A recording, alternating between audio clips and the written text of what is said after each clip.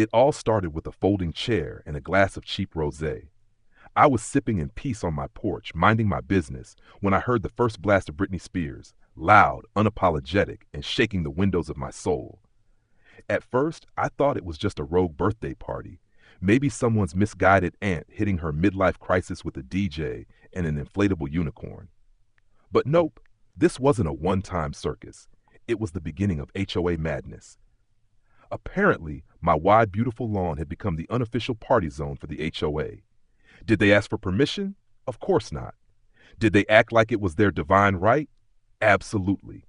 The HOA president, Karen, because of course her name is Karen, was a peroxide blonde tornado of entitlement with a laminated clipboard and an attitude that screamed, "I own everything the light touches."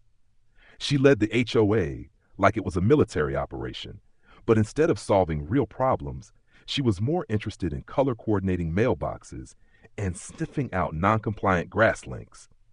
When she spotted my luscious, green, perfect lawn that stretched like a country club fairway, her eyes twinkled like she'd just found free real estate in Monopoly.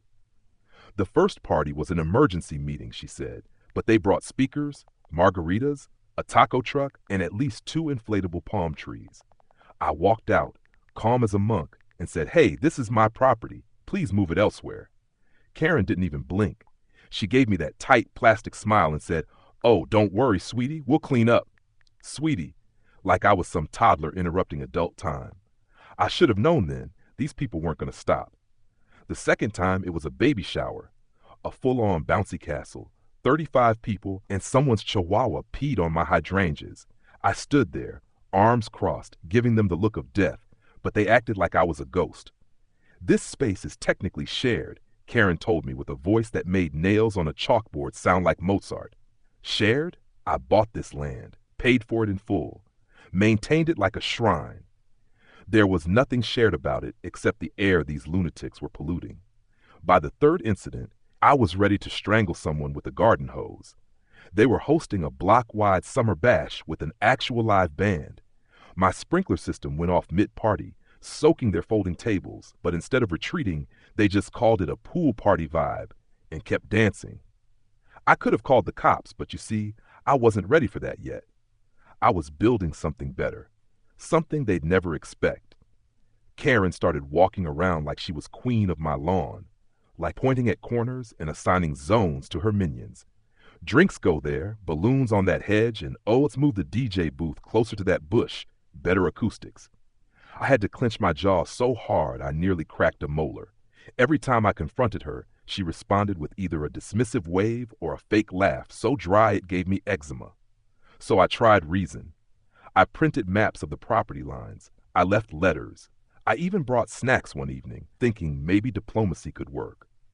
Karen smiled, took my cookies, and still hosted a karaoke night on my lawn 2 days later. I was now the unwilling landlord of Party Central, and these people were determined to test every ounce of my patience. I started waking up in cold sweats, haunted by the sound of steel drums and Karen's cackling laugh. At this point, the HOA wasn't just squatting on my lawn. They were nesting, multiplying, turning it into the unofficial Vegas of our quiet neighborhood. My front yard had more foot traffic than the mall on Black Friday. Every week brought a new event: bridal showers, game nights, impromptu dance-offs, and once, no kidding, a llama for a kid's petting zoo. Who rents a llama for a residential party? Psychopaths, that's who. I tried every legal route. I went to the county. "Do you have footage?" they asked. Oh, I had footage, miles of it. I could have made a Netflix docuseries titled "Squatters of the Suburbs, the HOA Takeover." But somehow, every time an official came around, the HOA magically acted civilized, like rats when the lights come on. They served lemonade, spoke softly, and even offered pamphlets about neighborhood unity. Karen smiled so hard her cheeks trembled, and those idiots believed her. They thought I was overreacting. Try to compromise, they told me, like I was the villain in this circus. That was the moment I knew I was on my own. No more rules, no more Mr. Nice Guy. It was time for psychological warfare. I started small, installed motion-activated sprinklers, nothing like surprise jets of cold water to ruin a picnic. Karen accused me of sabotage. I smiled and told her, maybe your event triggered my yard's anti-terrorism protocol. Then came the sound war. I set up hidden Bluetooth speakers under the bushes. During their next event, just as they raised their glasses for a toast, I blasted recordings of angry goats and chainsaws. People screamed, tripped over the appetizer table, and fled like a horror movie scene. Karen marched to my porch in a rage, hair frizzed and blouse soaked in guacamole, threatening legal action. I offered her a towel and told her I was testing new eco-friendly pest repellents. She didn't laugh. But Karen was the kind of person who could survive a nuclear blast and still send out a strongly worded email. She bounced back in days. Then came her big one, an HOA member's birthday bash. It was a production fit for a music festival. Strobe lights, rented bartenders, a guy dressed as a human disco ball. My lawn looked like Coachella had a baby with a frat house. I walked out mid-party deadpan and said, "This is your last warning. I'm done asking." Karen didn't even look at me. She was too busy directing a champagne tower. That night I got a flyer on my doorstep. Not an apology. Oh no. It was an invitation to my own lawn. Karen had the audacity to send me an invitation to the next HOA appreciation celebration, hosted on my grass with my electricity, and even a dress code, casual white with glitter accents. I nearly blacked out from rage. I could hear their voices in my head. It's community spirit. You should be proud. Proud of my home turning into their outdoor club? My dogs started growling more. They felt it too. This wasn't just disrespect. It was war. My patience, my tolerance, my last nerve snapped like cheap plastic forks under their soggy cake slices. Still, I waited, because when revenge finally showed up, it was going to wear fur and teeth and be 10 times louder than their DJ. The next week, I caught them measuring my grass with a literal ruler. Karen stood there like Caesar surveying her empire, while some HOA foot soldier in a floral jumpsuit squatted with the tape measure. I leaned against my doorframe, sipping coffee and watching them like I was the bored villain in a soap opera. Karen noticed me, flipped her synthetic hair, and called out, "We're just making sure your lawn meets HOA beauty standards for our upcoming brunch event. Our event, not your lawn." The delusion was Olympic level. Now, at this point, a sane person would have moved, right? Sold the house, moved to the mountains, lived with goats, something peaceful. But no, this wasn't just about property anymore. This was a matter of principle. They disrespected me, trespassed, turned my home into their backyard venue, and treated me like a plus one in my own life. I wasn't about to walk away from that. I was about to make history. I started getting petty, not regular petty, strategic, tactical, genius level petty. I called the waste management department and reported a strange odor coming from my yard after one of their parties. Hazmat showed up. You should have seen their faces when they had to shut down the HOA's Saturday mimosa mixer while men in yellow suits took soil samples. Karen was so red you'd think her Botox was melting. I smiled, waved from my porch, and said, "Safety first." The next time they threw a party, I set my lawn sprinklers on a 10-minute loop, soaking every fancy high heel, charcuterie board, and Bluetooth speaker they brought. Someone slipped. Someone cried. Someone's wig flew off and got caught in my tree. And Karen? She marched over, mascara running, demanding I turn off my weaponized irrigation. I told her the forecast said light mist, and she should have dressed accordingly. But she still didn't stop.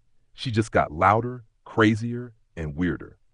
One morning I caught her putting up a reserved for HOA members only sign right on my grass. The audacity was biblical. I marched up to her, voice calm, rage volcanic, and said, "Touch my lawn one more time and you'll wish you'd stayed in your cul-de-sac." She smiled like she was auditioning for a villain role and whispered, "You wouldn't dare." I didn't respond. I just stared, silent, steady, dangerous. She took that as a challenge. Then came the real violation, the HOA's 4th of July Freedom Fiesta. Fireworks, a hot dog stand, and a bounce house so big it flattened one side of my flower bed. A toddler dropped a red popsicle on my porch, and a guy named Dan used my water hose like it was community property. When I stepped out to speak, Karen cut me off. "This is for the community," she barked. "You're being selfish. What do you even do with this lawn?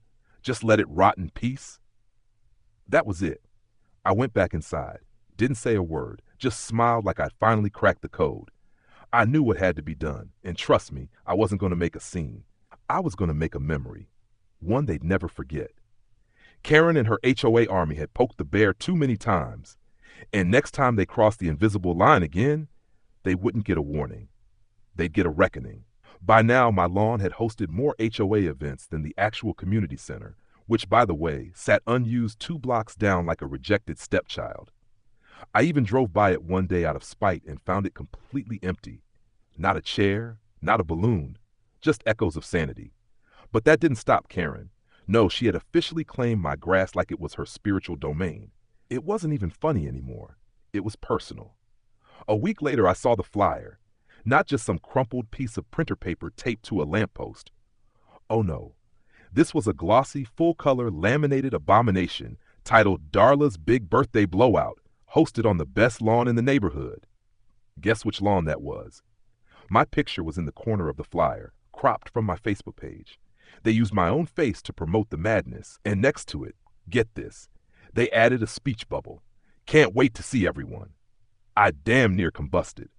Karen was outside minutes later, setting up string lights like she was Martha Stewart with a vendetta.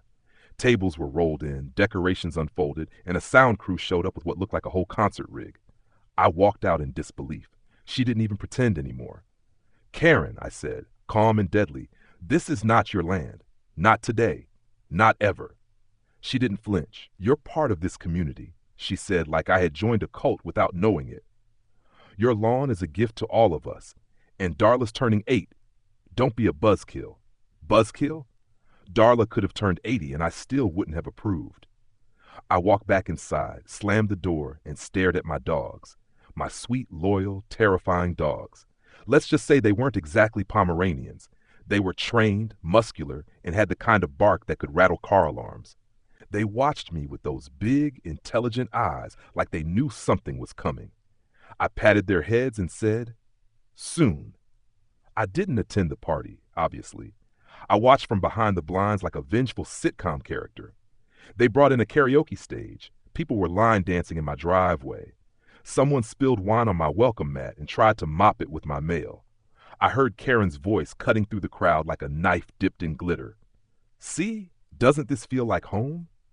One man laughed so hard at her joke he tripped over my hose and took out an entire fruit display. I nearly applauded. Then the tipping point. Someone, I still don't know who, and I don't care, opened my backyard gate without permission, my gate, to my private fenced-in area. They dragged in extra chairs and told a group of kids to go play in the dog zone. The dog zone, that's what they called it. A woman in a sequin hat tossed a frisbee right next to the kennel. I watched my dogs perk up, ears sharp, ready. I stood frozen, blood boiling, fists clenched. This was it. The last straw. The match to my gasoline. The HOA had not only trespassed, violated, mocked, and ignored me, they had now invited themselves into every inch of my space like parasites with party hats. I walked outside, slow and calm like I had all the time in the world. I looked at the streamers, the cake, the crowd. I looked at Karen, smug as a cat in cream, and I said just 6 words. You really should have listened, Karen. Karen didn't even blink. She was too busy tossing glitter into the air like a discount fairy godmother, while some guy in a flamingo shirt butchered Sweet Caroline on the karaoke mic. The lawn looked like an apocalypse had been catered. Plastic cups, streamer guts, deflated balloons wheezing in the breeze. One kid was using my garden gnome as a soccer ball. My hydrangeas were limp witnesses to the chaos. I walked to the side gate, unlatched it without saying another word, and whistled twice, low and sharp. That was the signal. A moment later, the ground seemed to rumble. Out bounded my 2 dogs, Tank and Havoc, 40 pounds of muscle and attitude each, sleek, fast, and absolutely thrilled for what was about to happen. The crowd didn't notice at first, too distracted by Karen making a toast with champagne she probably bought using HOA fees.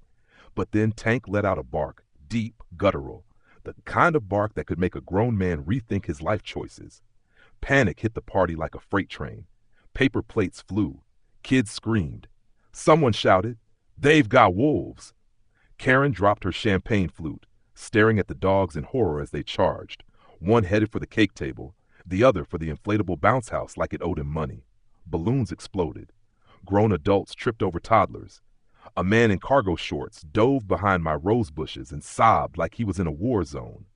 Tank jumped onto a folding table, sending 3 ladies flying backwards with their salads. Havoc snatched a flamingo lawn ornament and shook it like it had insulted his mother. A speaker tipped over and started blasting static. Someone yelled, "Save Darla!" and tossed the birthday girl into a bush like a sack of potatoes. Karen finally snapped out of her glittered trance and screamed, "The dogs! He unleashed the dogs!" You're damn right I did. I leaned against my porch rail, sipping sweet tea like a villain in a Southern Gothic, watching the HOA scatter like roaches when the lights come on. My dogs weren't hurting anyone. They were just chasing, barking, and asserting dominance with Olympic-level flair. One dude tried to outrun Havoc, tripped over a sprinkler, and skidded through a puddle of cake. Karen made a break for it, heels snapping, hair flapping, arms flailing like she was signaling a plane to land. Tank followed close behind, barking with pure joy as she vaulted the hedge like an Olympic hurdler. The bounce house deflated mid-sprint, swallowing 2 HOA members whole in a slow-motion collapse that looked like pastel-colored quicksand. Someone's toupee flew off. The man next to him screamed and fainted. Darla's birthday banner caught on fire. Don't ask me how. And Karen's clipboard landed in my birdbath, where it floated like the last shred of her dignity. Finally, when the last car peeled out of the cul-de-sac and the lawn was a wasteland of broken folding chairs and destroyed egos, Tank and Havoc trotted back to me, tails wagging, tongues lolling. I knelt down, patted their heads, and whispered, "Good boys." I didn't see Karen for 2 weeks. No flyers, no parties, no HOA meetings. Then one day, a very quiet, very humble letter arrived in my mailbox. No glitter, no clip art, no laminated nonsense. Just a plain white envelope with a typed note inside. On behalf of the HOA, we respectfully acknowledge your property boundaries and will ensure no future events occur without your written consent. Below it, scribbled in shaky handwriting, was a personal note from Karen. Please don't bring out the dogs again. I framed it. And as for my lawn, it's quiet now, peaceful, the way it was always meant to be. Sometimes I even host my own party, just me, Tank, Havoc, and the smell of victory in the air.